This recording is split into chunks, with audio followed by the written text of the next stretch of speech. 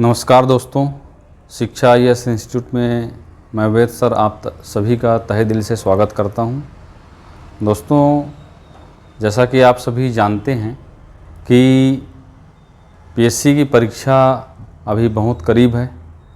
इसके अलावा आपको ये भी पता होगा कि अभी आगामी कुछ महीनों में लोकसभा का चुनाव होने वाला है और उसके पहले आचार संहिता लग जाएगी। तो सरकार, जो नई सरकार बनी है, वो चाहेगी कि जो भी पेंडिंग वैकेंसियां हैं वो जल्दी से जल्दी भरे। और पेंडिंग वैकेंसी में दोस्तों, एक तो छात्रावास अधीक्षक की है, एक जो आई हुई है आपकी ये है डेटा एंट्री ऑपरेटर की, और कुछ अन्य पद हैं जिसको लेकर अभी न्यूज़पेपर में अभी विज्ञापन एडवर्टाइजमेंट भी आया था। तो आज ये जो मेरा आज जो वीडियो है ये स्पेशली हॉस्टल वार्डन से संबंधित है। पिछले वर्ष एक हॉस्टल वार्डन का एग्ज़ाम हुआ था दोस्तों, जो तकरीबन 54 पोस्ट का था। आपको पता होगा वो पोस्ट था हॉस्टल वार्डन का ही। ये ITI में जो हॉस्टल वार्डन से संबंधित है, यहाँ से जो है पेपर हुआ था, जिसमें 54 पद थे। ये सेपरेट था महिला और पुरुष दोनों के लिए, 45 और लमसम 9 पोस्ट, 45 पुरुषों के लिए और 9 महिलाओं के लिए। और उसमें 100 प्रश्न आए थे दोस्तों। 100 प्रश्न में मैं आपको बताना चाहूँगा कि कट ऑफ जो है 100 प्रश्नों में 79 पॉइंट कुछ गया था दोस्तों। तो आप एनालिसिस कर लीजिए कि हमको किस स्तर की तैयारी अब करनी पड़ेगी। ये तैयारी कोई मजाक नहीं है दोस्तों। तो आपको अपने फ्यूचर को लेकर सीरियस रहना है। 100 में 80 तो मान के चलिए, 150 में मेल के लिए 115 सेफ जोन रहता है दोस्तों, और फीमेल के लिए मान के चलिए 105 सेफ जोन रहता है। तो आप अपनी तैयारी को उस स्तर तक करें ताकि आपके नंबर 105 या 115 के आसपास हों। हॉस्टल वार्डन में सबसे इम्पॉर्टेंट है दोस्तों कंप्यूटर, जिसको पास करना अनिवार्य रहता है। 25 अंक जो है प्राप्त करना अनिवार्य रहता है। और यह 150 में 50 प्रश्न का ये पार्ट रहता है, तो बहुत इम्पॉर्टेंट रहता है। और ये भी देखने को मिला है कि अधिकतर जो प्रश्न हैं वो पहले जो पूछे गए प्रश्न रहते हैं वहाँ से भी आते हैं। तो अब देखिए कौन कौन से टॉपिक यहाँ से कंप्यूटर से प्रश्न कैसा कैसा पूछा गया है, उसके बारे में एनालिसिस करेंगे और देखेंगे क्या क्या आंसर लिया गया है। दोस्तों, इसके अलावा मैंने जब रिजल्ट देखा तो टॉप 10 में जितने भी थे, तो 79 पॉइंट कुछ पहले रैंक वाला था। उसके बाद 72 में बहुत सारे लोग आ गए थे। मतलब अंतर जो मैंने देखा, ज़्यादा अंतर नहीं जाता। कहीं कहीं पर तो ऐसा है कि 2 उम्मीदवारों के सेम अंक आए हैं, लेकिन एज आगे पीछे होने के कारण जिसका एज आगे हुआ है उनका सिलेक्शन पहले रैंक में हुआ है। ओके दोस्तों, तो जब समान अंक आते हैं तो वहाँ पर एज काउंट किया जाता है। जो ज़्यादा बड़ा रहता है उसको प्राथमिकता पहले दी जाती है। दोस्तों, तो यहाँ पर देखिए मैं बताना चाहूँगा कि अभी अभी देखिए ये वैकेंसी आई हुई थी। इसमें स्पष्ट लिखा है क्या कि इस महीने जो जनवरी माह चल रहा है उसके लास्ट होने के पहले इन वैकेंसीज़ को ओपन कर दी जाएगी। और आपको पता होगा कि व्यापम कभी भी ज़्यादा समय नहीं देता, तो मान के चलिए फरवरी में ही इसका एग्ज़ाम कंडक्ट होने के चांसेस ज़्यादा हैं। अब यहाँ पर कितने पद हैं तो देखिए, छात्रावास अधीक्षक के इसमें बताया गया है, जो श्रेणी D का है, इसके 300 पद हैं दोस्तों। इसके अलावा डेटा एंट्री ऑपरेटर जो है DEO, डेटा एंट्री ऑपरेटर, इसके लगभग 785 पद हैं दोस्तों। और इसके अलावा परिचालक श्रेणी 3 संयंत्र, इसका भी पोस्ट जो है आने वाला है।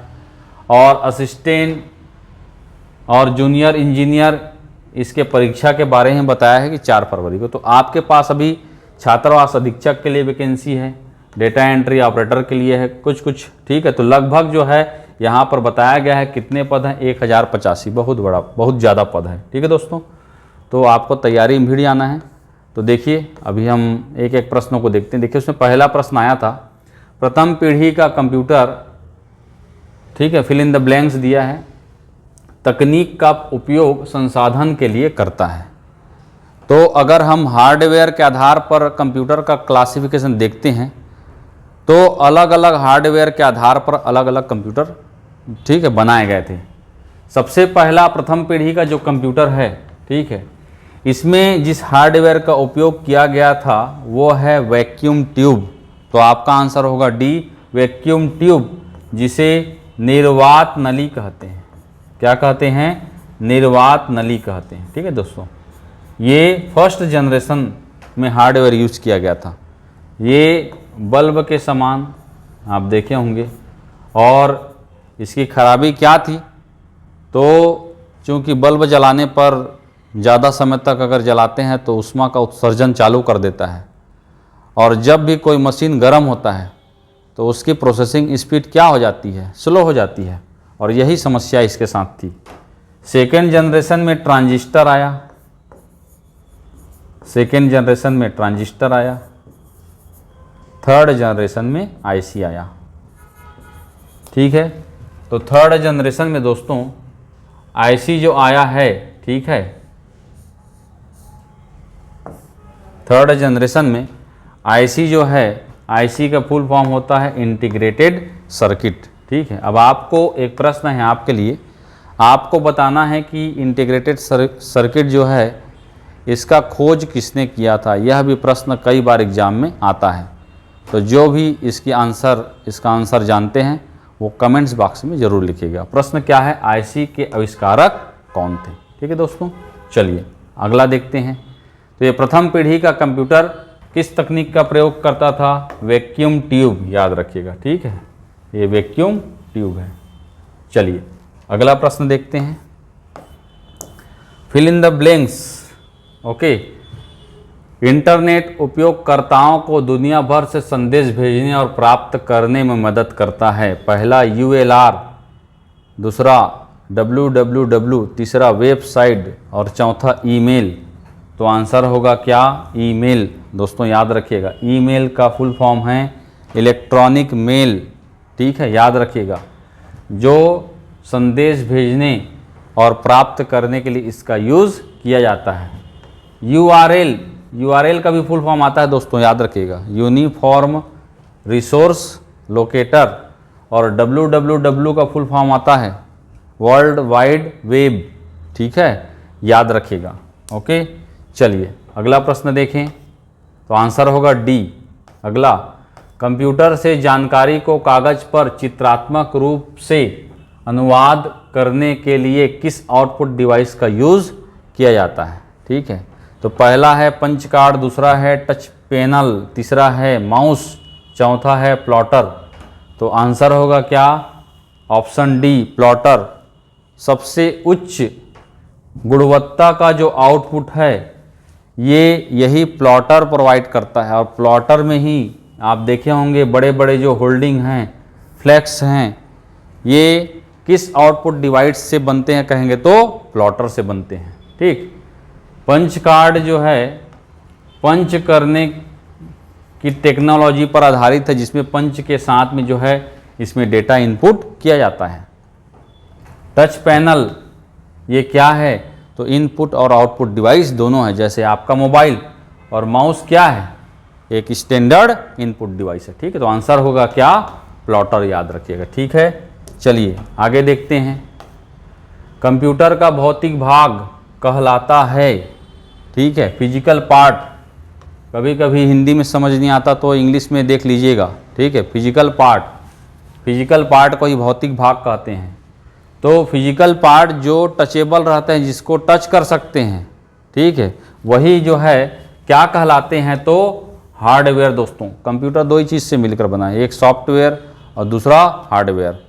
तो जो टचेबल होते हैं उन्हें हार्डवेयर कहते हैं, ठीक है, जिसमें माउस, कीबोर्ड, प्रिंटर, मॉनिटर ये सब आता है। और सॉफ्टवेयर जो टचेबल नहीं होते, जिसको हम इंस्टॉल करते हैं, उसे सॉफ्टवेयर कहते हैं। ठीक है, तो आंसर होगा क्या, बी, हार्डवेयर। अगला, 1 किलोबाइट, ठीक है, बराबर है, तो देखिए सबसे छोटी यूनिट होती है बिट, सबसे छोटी यूनिट होती है बिट, जो 0 होती है या 1 होती है। बिट के बाद में होता है बाइट, बाइट के बाद में किलोबाइट, ठीक है, किलोबाइट के बाद में megabyte, gigabyte, terabyte, exabyte, zettabyte, yottabyte, ठीक है, अलग अलग रहते हैं। ठीक है, तो एक बीट में 8 बाइट होते हैं दोस्तों, याद रखिएगा, 8 बाइट, सॉरी उल्टा, एक बाइट में, ठीक है दोस्तों, याद रखिएगा 8 बीट होता है। ठीक है दोस्तों, और 1024 बाइट में 1 किलोबाइट, 1 किलोबाइट, अब यही पूछा 1 किलोबाइट बराबर क्या होगा, 1024 बाइट्स, याद रखिएगा। ठीक है, तो ये इसको जो है हम यह भी कह सकते हैं 2 निब्बल, 2 निब्बल, एक निब्बल में 4 बीट होते हैं दोस्तों। तो कभी कभी प्रश्न ये भी आ सकता है, एक बाइट में कितने निब्बल होते हैं, तो एक बाइट में 2 निब्बल होते हैं, या इसी को 2 के फॉर्म में दे देगा, 2 टू द पावर 3। जैसे अगर इसको 2 टू द पावर में लिखेंगे तो 2 टू द पावर 10 बाइट बराबर 1 किलोबाइट। कभी कभी वार्डन वगैरह में, व्यापम में इस प्रकार का भी प्रश्न आता है, 2 टू द पावर में दे देता है, या 10 टू द पावर में दे सकता है, तो 10 टू द पावर 3 बाइट बराबर 1 किलोबाइट, याद रखिएगा। ऐसे जो है अलग अलग तरीका होता है प्रश्न पूछने का। ठीक है, चलिए अगला प्रश्न, fill in the blanks, master boot record को संक्रमित करता है और इस वायरस को हटाना कठिन और दुष्कर कार्य होता है।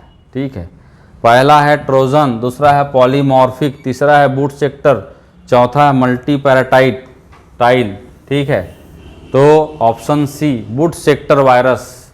ये बूट सेक्टर वायरस, ठीक है, कंप्यूटर की बूटिंग प्रोसेस, ठीक है, कंप्यूटर के बूटिंग जो है प्रोसेस, ठीक है, इसी को रोक देता है। बूटिंग मतलब क्या होता है, बूटिंग मतलब, ठीक है, ऑपरेटिंग सिस्टम का रैम में लोड होना। ऑपरेटिंग सिस्टम जो हार्डवेयर में रहता है, ठीक है, सॉरी, जो हार्ड डिस्क में रहता है वो रैम में लोड होता है। इसी प्रक्रिया को क्या कहते हैं, बूटिंग कहते हैं। और उसी प्रक्रिया को नुकसान पहुंचाता है कौन, बूट सेक्टर वायरस। कुल मिलाकर जब यह वायरस जब आपके कंप्यूटर में इंसर्ट हो जाएगा तो आपके कंप्यूटर की बूटिंग प्रक्रिया पूरी नहीं होगी और उस कंडीशन में किसी भी सूरत में आपका कंप्यूटर चालू नहीं होगा। तो जब भी आपका कंप्यूटर चालू ना हो तो समझ जाना क्या हो रहा है, उसमें बूट सेक्टर वायरस पहुंच गया है। अब सबसे ज़्यादा वायरस कहाँ से आता है, ठीक है, तो याद रखिएगा सेकेंडरी स्टोरेज डिवाइस, यह भी प्रश्न आया हुआ है, और ख़ासकर कहाँ से, पेन ड्राइव से। ठीक है दोस्तों, चलिए इसके अलावा एक और बात मैं आपको बताना चाहूँगा कि कंप्यूटर में बहुत सारे जो महत्वपूर्ण प्रश्न की जो श्रृंखला है, इसके अलग अलग वीडियो, ठीक है, यूट्यूब के चैनल पर, हमारे संस्था के यूट्यूब के चैनल पर बने हुए हैं। इस वीडियो में जो आई बटन है उसको आप दबा के, उसको आप प्रेस करके उन वीडियो का भी लाभ उठा सकते हैं। उसमें भी एकदम चुनिंदा प्रश्नों को रखा गया है। उन वीडियो को एक बार ज़रूर आप देखिए, आपको बहुत लाभ मिलेगा। ठीक है दोस्तों, चलिए आगे देखते हैं। निम्न में से क्या इनपुट डिवाइस नहीं है, तो जो इनपुट करने का काम करता है उसे क्या कहते हैं, इनपुट डिवाइस कहते हैं। माउस से हम इनपुट करते हैं, ये इनपुट डिवाइस है। प्रिंटर से करते हैं, प्रिंटर से क्या करते हैं, हम आउटपुट प्राप्त करते हैं, तो ये क्या है, एक आउटपुट डिवाइस है। कैमरा क्या है, इनपुट डिवाइस है। कीबोर्ड क्या है दोस्तों? इनपुट डिवाइस है, ठीक है। तो क्या नहीं है, नहीं वाले को ध्यान देना है। तो आंसर होगा बी, प्रिंटर, ठीक है। चलिए आगे देखते हैं, सीडी का पूरा नाम क्या है? ठीक है, सीडी, ठीक है, जिसको क्या कहते हैं? Compact disc. क्या कहते हैं? कॉम्पैक्ट डिस्क सीडी का फुल फॉर्म है, या इसे ही कहते हैं WORM, write once, read many. एक बार लिखने के बाद उसको हम बार बार क्या कर सकते हैं? रीड कर सकते हैं। इसीलिए सीडी को और किस नाम से जाना जाता है? वॉर्म। ये भी व्यापम के एग्जाम में प्रश्न यहाँ से भी पूछा गया है और इसके फुल फॉर्म को भी पूछा है, राइट वंस, रीड मेनी। इसके अलावा एक प्रश्न यहाँ पर और आता है, क्या इसमें जो ट्रैक हैं वो किस फॉर्म में रहते हैं? तो याद रखिएगा, इसमें जो ट्रैक हैं वो स्पाइरल फॉर्म में रहते हैं। एक प्रश्न ये आता है। इसके अलावा एक और आता है प्रश्न, ठीक है, सीडी में डेटा डालने को क्या कहा जाता है? तो सीडी में डेटा डालने को बर्निंग कहा जाता है दोस्तों, याद रखिएगा, ये भी प्रश्न आया हुआ है, ठीक है। बर्निंग क्यों कहा जाता है? क्योंकि एक बार डेटा डाल देने के बाद हम उसको क्या इरेज नहीं कर सकते, बदल नहीं सकते। ओके दोस्तों, कई प्रश्न इंपॉर्टेंट है, ऐसे आपको कई प्रश्न मैं बीच बीच में बताते चलूँगा। तो यहाँ पर दोस्तों देखिए, इसको आपको बताने के पीछे रीज़न ये है कि यहाँ से और क्या क्या प्रश्न बन सकते हैं वो भी आपको यहाँ पर इस वीडियो के माध्यम से यहाँ पर आपको जानकारी मिलेगी। ओके दोस्तों, चलिए आगे देखते हैं। अच्छा, एक आपको, ठीक है, हम बताना चाहेंगे कि हमारी संस्था के द्वारा अभी अभी अपेक्स बैंक का जो एग्ज़ाम हुआ था, ठीक है, इसके अलावा, ठीक है, पीएससी का जो एग्ज़ाम हुआ था, वहाँ पर से जो है, वहाँ पर इतने सारे बच्चों का, ये तो सिर्फ कुछ ही है, ठीक है, सभी को नहीं बता सकते, तो ये कुछ ही बच्चों का हम यहाँ पर बताए। इनका सिलेक्शन अभी अभी रिसेंट के एग्ज़ाम में हुआ है। तो अगले आपका भी चयन हो सकता है अगर आप हमसे इन चीज़ों के माध्यम से जुड़े रहें, ठीक है। तो कहा जाता है कि हाथ कंगन को आरसी क्या और पढ़े लिखे को फारसी क्या, ठीक है। तो आप भ्रमित न रहें, ठीक है। आइए, हमारी संस्था में आप सभी का स्वागत है और जल्द ही मेरी कंप्यूटर की सेपरेट वार्डन के लिए क्लास चालू होगी, ठीक है। और इसके अलावा YouTube में बहुत सारे वीडियो डले हुए हैं, ठीक है, उनको भी देखकर आप विभिन्न प्रकार की जानकारी प्राप्त कर सकते हैं जो भावी एग्ज़ाम में आपके मददगार साबित होंगे। ओके दोस्तों, चलिए आगे देखिए। अगला प्रश्न, निम्न में से क्या कंप्यूटर के ऑपरेशनों को नियंत्रित करने के लिए बनाया गया है? पहला सिस्टम सॉफ्टवेयर, दूसरा एप्लीकेशन सॉफ्टवेयर, तीसरा यूटिलिटी सॉफ्टवेयर, चौथा उपरोक्त में से कोई नहीं। तो 3 प्रकार के होते हैं। पहला सिस्टम सॉफ्टवेयर, जो सिस्टम को ऑपरेट करने के लिए बहुत ही आवश्यक रहते हैं। इनके बगैर हम, कहा जाए तो, ठीक है, ऑपरेटिंग सिस्टम को हैंडल नहीं कर सकते। तो ये सब क्या कहलाते हैं? सिस्टम सॉफ्टवेयर कहलाते हैं। इसमें सबसे मुख्य है ऑपरेटिंग सिस्टम का सॉफ्टवेयर।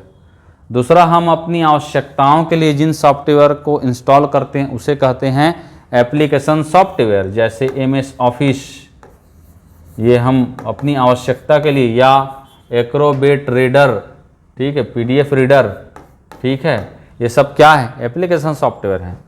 और जो कंप्यूटर की यूटिलाइजेशन को इम्प्रूव करने के लिए इंस्टॉल रहते हैं उनको क्या कहते हैं? यूटिलिटी सॉफ्टवेयर, जैसे एंटीवायरस का जो सॉफ्टवेयर है, ये किस प्रकार का सॉफ्टवेयर है? यूटिलिटी सॉफ्टवेयर है, ठीक है दोस्तों। तो इसका आंसर होगा ए, सिस्टम सॉफ्टवेयर। चलिए आगे देखिए। अगला प्रश्न, किस तरह का प्रोग्राम रो और कॉलम से संबंधित नंबर को कैलकुलेट करता है? तो जहाँ भी कैलकुलेशन की बात आती है, कैलकुलेशन की बात आती है, ठीक है, पहला तो विंडो प्रोग्राम, ये गलत है। ग्राफिक्स प्रोग्राम, ये भी गलत है। वर्ड प्रोग्राम, ये भी गलत है। स्प्रेडशीट, जिसको कहते हैं एक्सेल, क्या कहते हैं? Excel, MS Excel, Microsoft Excel, ये किस लिए यूज़ होता है? ये वर्कशीट बनाने के लिए यूज़ होता है। जो किसका कलेक्शन होता है, कॉलम और रो का। और यहीं पर ये सब किसके लिए, ठीक है, सैलरी स्लिप बनाना है, पे स्लिप बनाना है। इन सब में कौन सा सॉफ्टवेयर यूज होता है कहेंगे तो MS एक्सेल याद रखिएगा, ठीक है। जो वर्कशीट का कलेक्शन रहता है और वर्कशीट जो है, ठीक है, ये वर्क बुक के अंतर्गत रहता है, ठीक है। तो यहाँ पर याद रखिएगा MS एक्सेल। अब आपके लिए एक प्रश्न है, आता है MS एक्सेल का फाइल एक्सटेंशन क्या होता है, ठीक है। अगर आपको पता होगा तो कमेंट्स बॉक्स में ज़रूर बताइएगा। चलिए आगे देखते हैं।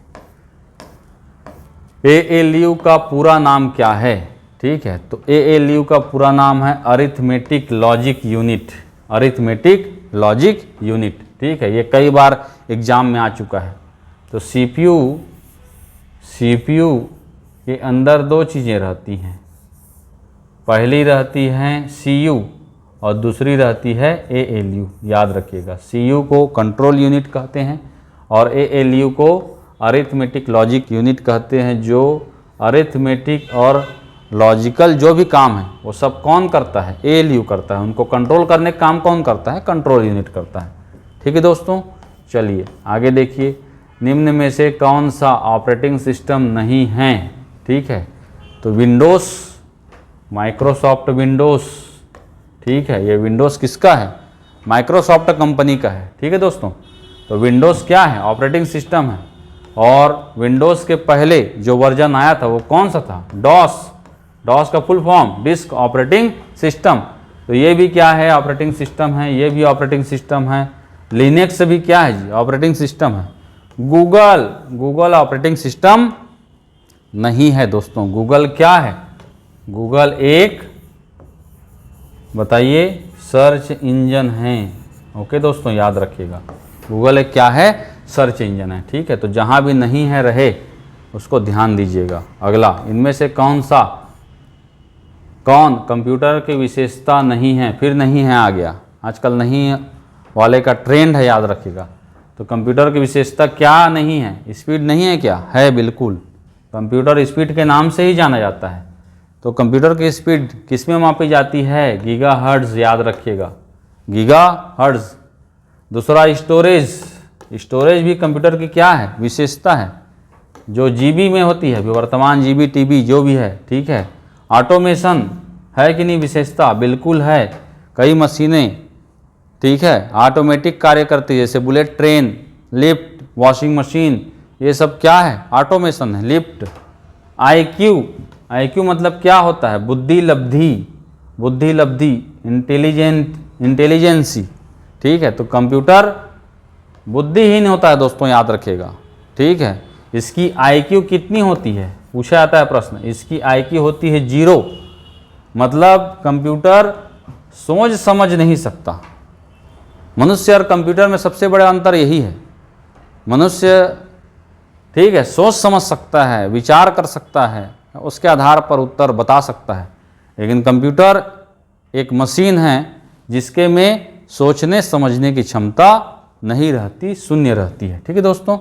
तो ये कंप्यूटर की विशेषता नहीं है। चलिए अगला प्रश्न, fill in the blanks computer program है जो खोजी गई, चाही गई है, यहाँ पर चाही गई जानकारी को सर्वर में संग्रहित, चाही गई जानकारी को सर्वर में संग्रहित जानकारी में से ढूंढता है, ठीक है। तो कौन ढूंढता है, तो याद रखिएगा, सर्च इंजन। जो भी हमको सर्च करना रहता है, ठीक है, हम पहले वेब ब्राउज़र का यूज़ करते हैं। वेब ब्राउज़र के माध्यम से हम गूगल टाइप करते हैं और सबसे पहले खोलते हैं किसको, गूगल को। और गूगल में जो भी हम टाइप करते हैं, ठीक है, वो कहाँ से खोज के लाता है, वो जहाँ पर सर्वर रहता है, जहाँ पर स्टोर रहता है, उससे संबंधित इन्फॉर्मेशन वहाँ से जल्दी, ठीक है, खोज के आपके सामने प्रस्तुत करता है, ठीक है। जैसे गूगल क्या है, एक सर्च इंजन है, ठीक है दोस्तों, याद रखिएगा।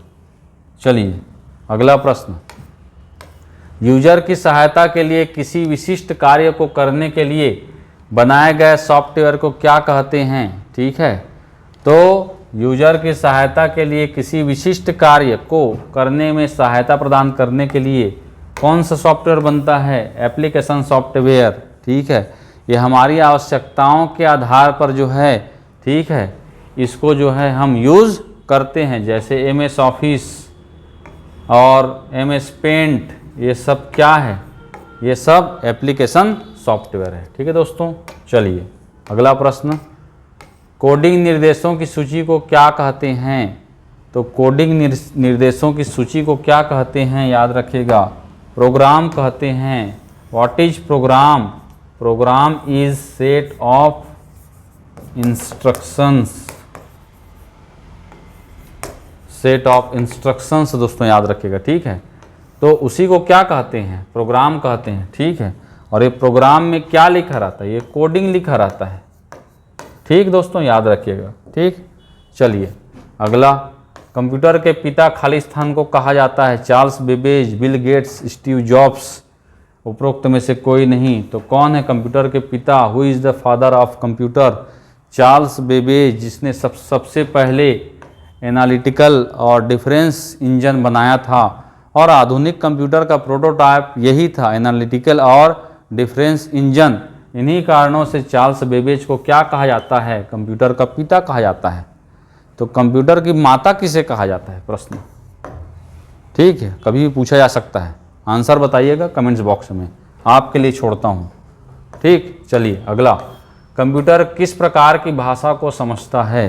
ठीक है, पहला सामान्य मशीनी भाषा, कंप्यूटर भाषा, असेंबली भाषा, हाई लेवल लैंग्वेज। ठीक है, तो सामान्य मशीनी भाषा जिसमें आता है 0 और 1, कंप्यूटर सिर्फ और सिर्फ मशीनी भाषा को समझता है, 0 और 1 को, याद रखिएगा। ठीक है, इसे ही बाइनरी लैंग्वेज कहते हैं। ठीक, चलिए अगला, निम्न में से क्या CPU का भाग नहीं है। तो CPU के अंदर में, ठीक है, CPU के अंदर में अगर हम बात करें तो एक आता है CU और एक आता है ALU और एक आता है जहाँ से डेटा कनेक्ट होता है MU, एक होता है कौन सा, MU। तो CU तो है भाग, ALU भी है। ठीक है, मेमोरी, MU मतलब क्या है, मेमोरी यूनिट, CU मतलब कंट्रोल यूनिट। ठीक है, तो इनपुट यूनिट, यह जो है CPU का भाग नहीं है। फिर नहीं है वाला प्रश्न है तो याद रखिएगा। ठीक है दोस्तों, चलिए अगला प्रश्न, एप्लीकेशन के आधार पर निम्न में से कौन कंप्यूटर का प्रकार नहीं है। ठीक है, तो कंप्यूटर के उपयोगिता के आधार पर 3 प्रकार, पहला एनालॉग, दूसरा डिजिटल, तीसरा हाइब्रिड कंप्यूटर। ठीक है, जो ऐसे कंप्यूटर जो कंप्यूटर की भौतिक राशियों के आधार पर कार्य करते हैं उसे क्या कहते हैं, एनालॉग कंप्यूटर। और जो 0-1 पर आधारित रहते हैं उसे क्या कहते हैं, क्या, डिजिटल कंप्यूटर। और हाइब्रिड जो प्रोसेसिंग तो बाइनरी के फॉर्म में करते हैं 0 और 1 के। ठीक है, लेकिन इनपुट और आउटपुट ये किस फॉर्म में करते हैं, एनालॉग के फॉर्म में। कहने का मतलब एनालॉग और डिजिटल दोनों के गुण किस में रहते हैं, हाइब्रिड में रहते हैं। ओके, तो 3 प्रकार होते हैं। तो रिमोट, ये आपका आंसर होगा, ये भी क्या है, नहीं है वाला है, तो कंप्यूटर का रिमोट प्रकार नहीं है। ठीक है दोस्तों, चलिए, तो इस प्रकार से ये 20 प्रश्नों, लगभग 20 प्रश्न की श्रृंखला थी। एक बार इसको जो है कर लीजिएगा, बना लीजिएगा, हो सके तो यहाँ से या इसके एक स्टेप आगे या एक स्टेप पीछे अभी हॉस्टल वार्डन में पूछा जा सकता है। चूँकि ये खुद हॉस्टल वार्डन का एग्ज़ाम हुआ था, तो आप देख लीजिए कि किस प्रकार के प्रश्न पूछे जा रहे हैं। मेरे को इसका लेवल थोड़ा सा मिडिल लेवल का लगा, ज़्यादा कठिन भी नहीं है ना ज़्यादा सरल है। ठीक है, तो उसमें तो 50 क्वेश्चन रहेंगे दोस्तों, तो बहुत बड़ा पोर्शन है। ठीक है, तो याद रखिएगा। तो आगामी जो है देखिए हॉस्टल वार्डन के लिए, ठीक है, अभी एक जो अपना शिक्षा IAS इंस्टीट्यूट के जो प्ले स्टोर में जो हैं एप्लीकेशन हैं, वहाँ पर हॉस्टल वार्डन का वीडियो आपको मिल जाएगा। ठीक है, जो 499 रुपया में हैं। ठीक है, तो जिनको यहाँ ऑनलाइन से परचेस करना है वो यहाँ से परचेस कर सकते हैं। अधिक जानकारी के लिए दिए गए नंबर पर आप कॉल भी कर सकते हैं।